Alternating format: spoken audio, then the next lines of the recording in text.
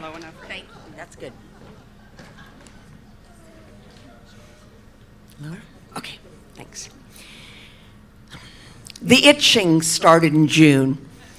This is just a few weeks after I had decided that I needed to do what all the other dancers in the Twin Cities were doing or had done, which is move to New York City, because if you can make it there, you can make it anywhere.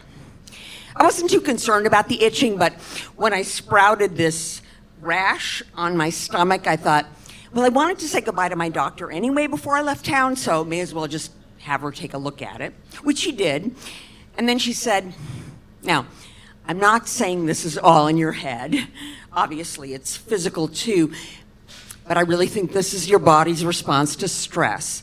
So her advice was get some anti-itch cream and don't worry about it, which was really exactly what I needed to hear, because my head was so clogged with anxiety about this impending move that I didn't have space for any other worry. In fact, the only time that I wasn't obsessing over this unknown future is when I was hanging out with my kind of adorable new boyfriend, who had like this mop of brown curly hair and a black belt in karate and possibly also an addiction to cocaine. But this was 1979, so really very on trend. We said our goodbyes in September, and I moved off to New York. Well, technically Brooklyn, where I was renting a room on the top floor of a house owned by some expat dancers. But I went into Manhattan every day. I would take dance classes. I started cleaning apartments for cash. I was going to dance auditions. I was getting cut from every dance audition, and trying very hard not to worry about this rash, which by now had spread to other parts of my body. When the itching would get really bad, which was mostly at night, I would grab this wire bristle hairbrush that I kept next to my bed, and I would just rake my skin. I did find that it left these sort of angry marks on my body, but I also knew that as a dancer, I'd been trained to really pretty much ignore any physical problem unless like you're literally bleeding through your eyeballs. You just like suck it up and move on. But this one particular Saturday, I remember I was reading the Village Voice trying to look for audition notices, and I could see that I had gotten newsprint all over my hands and my wrists, including this one spot where I'd been particularly aggressive with the hairbrush, and it was pussing a little bit. I had seen worse.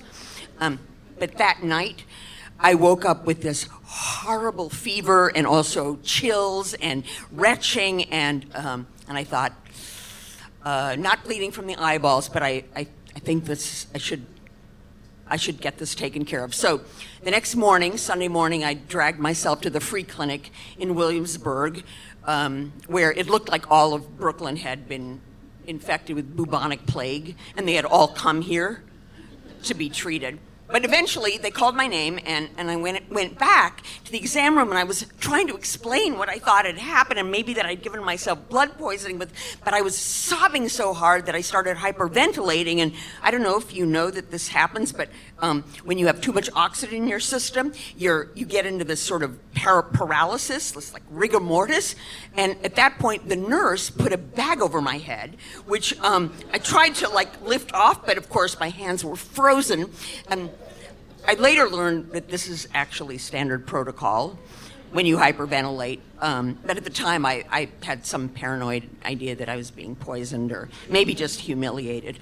Anyway, eventually they gave me this little baggie of pills, presumably antibiotics, and sent me on my way. And that's when I thought, I believe I should start worrying about the greater problem, the itching and the rash. So I made an appointment with the dermatologist that week, and when she examined my nearly naked body, she said, "You have the worst case of scabies, skin lice, I have ever seen, and I have seen a lot in my career." It took 2 large bottles of Quell, which I had to use to coat myself twice a day, and then air dry. And then multiple trips to the laundromat so that I wouldn't reinfect myself with the skin lice. But eventually, after about 3 weeks, I managed to eradicate the colonies, these multiple generations of skin lice that have been reproducing under my skin, which was just in time for Thanksgiving. I was going to fly home to Minneapolis ostensibly to visit my parents, but also to see Black Belt. So, of course, we hadn't talked since I left or written each other, so I started regaling him with like all the skin lice and the paralysis and the itching, and he was like, yeah, me too. Like, when did you find out? And it's like mid-September. It's like, and you didn't think to call me and let me know that maybe I too had been infected? And then he said, well, I'd been having sex with my roommate and my roommate's girlfriend, who had apparently brought the scabies into the relationship.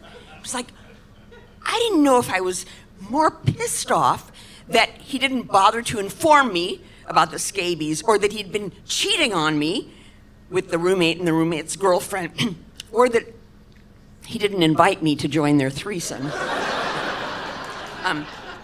But what I did know for sure is that if a doctor ever says this might all be all in your head, to get a second opinion. Thank you.